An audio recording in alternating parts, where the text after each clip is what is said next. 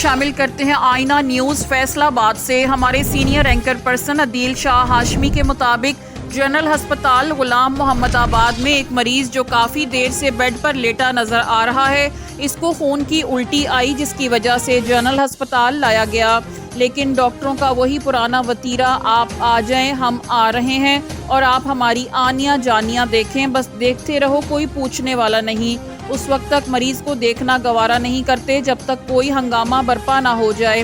حکومت بدلی، تبدیلیاں آئیں، ہسپتالوں کے نام بدلے، وارڈ بدلے، پر ڈاکٹروں کی کرتوتیں نہ بدلیں۔